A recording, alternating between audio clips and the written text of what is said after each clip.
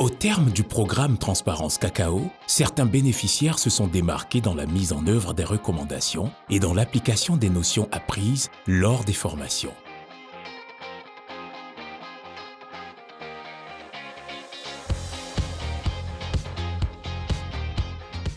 Allons à la rencontre de la Société coopérative agricole de Kamès, en abrégé Scopacam, dans la région du Lodjibois. Nous sommes ici au siège de la coopérative Scopacam, la Société coopérative agricole de Kamès. C'est le nouveau siège de la coopérative. Je pense que c'est nous allons vous présenter les différents locaux de la coopérative. La Scopacam se distingue tout de suite par son tout nouveau siège, bâti sur une superficie de 600 mètres carrés en plein cœur de Divo. Les locaux en cours d'aménagement ont fière allure. Un cadre de travail moderne, sain et sécurisé. La sécurité est un impératif pour la coopérative du fait de ses transactions financières. Par rapport aux menaces, voyez-vous que nous utilisons de l'argent pour payer aux producteurs, aux délégués, mais même dans le bureau. Et pour ce fait, nous avons été une fois victimes d'un braquage. Et au sortir de ces formations, on a compris que non, il fallait vraiment capitaliser pour l'acquisition du siège et puis pour le matériel roulant. Et puis aussi bancariser certains producteurs et ouvrir des comptes aussi pour nos délégués. Qu'aujourd'hui, une seule personne n'est plus habilitée encore à transporter de l'argent. Nous avons des comptes ouverts à la BACI, que ce soit à la CIB, que ce soit à la SGBCI.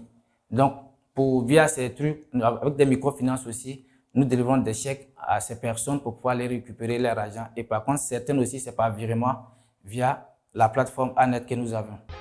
Novembre, c'est la grande traite et le cacao est acheminé vers le site et par endroits pesé et stocké dans l'immense hangar pouvant contenir jusqu'à 5 fois 40 tonnes de fèves. Inauguré début 2022, le siège de Scopacam comprend une sacherie, un laboratoire, une salle polyvalente et même une mosquée, le tout barricadé par un portail électrique coulissant qu'un vigile permanent ne quitte pas des yeux. Coût total de l'édifice, 70 millions de francs CFA. Un fonds obtenu grâce aux contributions des 1636 membres que totalise la coopérative aujourd'hui. Et grâce à ces mois, avec le projet de transparence, nous avons réalisé beaucoup d'activités, à savoir la formation même des agents de terrain. Mais avec le projet de transparence, grâce à ces mois, aujourd'hui, nous avons 13 agents, typiquement techniciens, agronomes. Et avec les formations qu'ils mettent sur le terrain, ça a permis à la coopérative d'augmenter son rendement. On a bénéficié de beaucoup de projets, à savoir les AG, on a eu des constructions d'écoles, on a fait aussi des formations de leadership des femmes et tout ça, surtout l'agroforesterie. Car aujourd'hui, l'agroforesterie étant le pilier même de l'agriculture aujourd'hui, on a adopté ce phénomène-là grâce aussi au projet de transparence. Il y a aussi la lutte contre le travail des enfants. Parce que ces mois aujourd'hui, grâce au projet de transparence, nous aident dans ce sens-là, qui a permis à la coopérative vraiment d'être aujourd'hui où nous sommes. La Scopacam vient de loin. En 2016, elle comptait tout juste 400 membres et gérait ses finances à la calculatrice. Cette même année, la coopérative adhère au programme Transparence Cacao jusqu'en 2021. Elle bénéficie d'un appui technique, de formation et de coaching notamment sur la gestion administrative, l'agroforesterie et la traçabilité de la production. La troisième étape de notre stratégie a consisté à améliorer la connaissance de nos producteurs pour l'agroforesterie. Pour ce faire, nous avons fait des formations à près de 10 000 producteurs. Nous avons également fait des sensibilisations aux membres des coopératives, en commençant par les dirigeants. Et nous nous sommes fait accompagner par des partenaires non moins importants comme la Sodefort et aussi par Agromap. Résultat des courses. En 2021, l'administration de la coopérative vire au système informatisé. Une comptabilité traçable, des paiements démonétarisés, des projets bancables, des producteurs formés à l'agroforesterie, des pépinéristes coachés sur des techniques culturales prometteuses. Grâce au projet de transparence de ces mois, auparavant, on n'avait pas la connaissance de planifier même les activités. On n'avait pas la connaissance de comment même il faut pouvoir faire des formations de CEP, comment il faut suivre des planteurs. Mais aujourd'hui, grâce au projet de transparence, tous ces acquis-là nous a permis de pouvoir vraiment avoir un niveau qu'on n'avait pas auparavant, en fait. La bancarisation a été l'une des composantes importantes du programme Transparence Cacao. Nous avons fait former nos coopératives par un partenaire Rabobank pour leur permettre d'asseoir une bonne gestion financière et comptable des coopératives et également pour pouvoir présenter des états financiers qui soient adaptés, permettant aux institutions bancaires d'octroyer des crédits à ces coopératives. J'ai bénéficié à, je crois, 2 à 3 ateliers de formation. L'atelier de formation sur la gestion comptable. Avant, il n'y avait pas de comptabilité. Et j'ai bénéficié à cette formation. Et j'ai bénéficié aussi de la gestion financière, c'est-à-dire au niveau des transactions d'argent avec la collecte et la vente. Et puis, comment capitaliser et puis la budgétisation. Bon, la digitalisation, il y avait d'abord la bancarisation avant que je n'arrive, où on utilisait l'outil, la plateforme Anet, c'est-à-dire où on faisait des paiements de masse, où on faisait des virements. Et il y a un premier mandataire et un second et un troisième qui validait, qui était le dirigeant.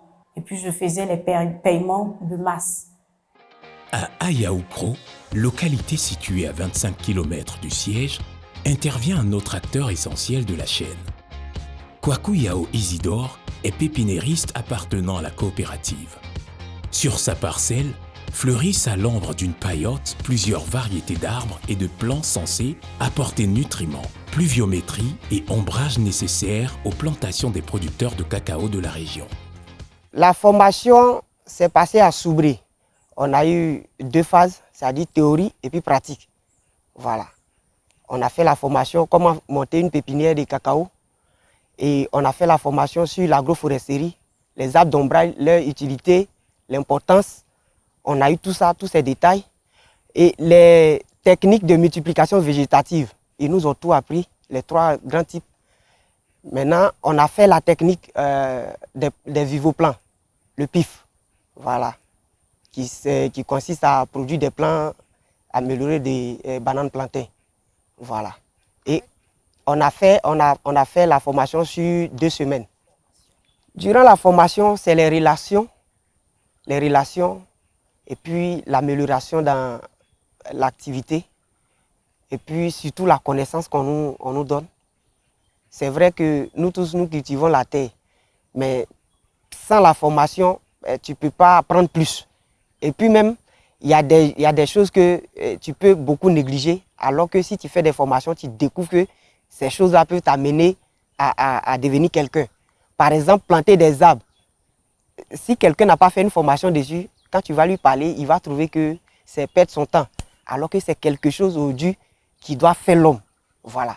Et aujourd'hui, quand tu vas un peu partout, on te parle de planting d'arbres. C'est pour dire que c'est important pour nous tous, non seulement pour la vie même humaine, et puis l'arbre fait beaucoup de choses dans nos vies. Voilà, c'est-à-dire on l'utilise pour faire des médicaments, on l'utilise pour faire des produits qu'on utilise. Donc, le planting d'arbres, c'est vraiment capital pour tout le monde. Voilà. Alliant théorie et pratique, les formations sur l'agroforesterie se sont prolongées par un suivi sur 5 ans. De quoi outiller Isidore pour le succès de son entreprise. Désormais pépiniériste adulé dans la région, cet ancien élève déscolarisé s'est fait un nom grâce aux compétences acquises et grâce à son réseau, même si cela n'a pas été de tout repos. Lui qui nous a formés, c'était un Camerounais. Il est arrivé sur mon site ici. Voilà. Et tout ce que j'ai fait, en fait, il a apprécié et puis il m'a félicité. Parce que, comme je le disais, les 3 méthodes, il les a trouvées sur mon site. Et ça a été une réussite. J'ai commencé avec 5200 plants. Maintenant, après ça, je suis monté à 11 500 plants aussi. Maintenant, en 2020-2021, je suis parti à 25 000 plants. Saraka Eugène Ago est producteur de la Scopacam.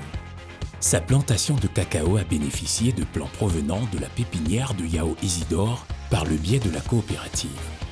Alors que les plants sont en pleine croissance, Eugène Yao observe déjà l'apport de cette pratique agricole dans sa plantation. J'ai participé au programme Transparence. Nous n'avons pas payé les plants, mais c'est la coopérative, à travers les pépiniéristes, ils nous ont octroyé ces plants. Moi, l'année passée, j'ai eu 30 espèces de bois. Actuellement, il y a une lutte même. Vous voyez, ces arbres qui sont derrière vous évoluent tellement que je sais que selon la formation que j'ai reçue, dans les années à venir, j'aurai une couverture d'ombrage bien accessible à mes pieds de cacao. Puisque les années passées, ce que j'avais avant et ce que j'ai eu l'année passée et cette année, il y a une très nette différence. La production a augmenté et je m'en réjouis pour cela. Ainsi, de la récolte à l'écabossage, de la fermentation jusqu'au séchage, Eugène Ago, comme tous les producteurs de la coopérative, a été suivi dans le but de fournir aux acheteurs un cacao conforme aux standards de qualité CEMOA.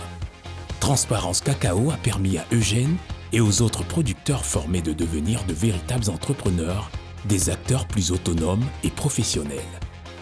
Le fait d'intégrer les notions et compétences acquises lors du programme Transparence Cacao dans les différents organes de la coopérative, mais aussi l'esprit de solidarité qui règne au sein de la Scopacam, ont fait de cette coopérative une société agricole en pleine croissance et un véritable modèle.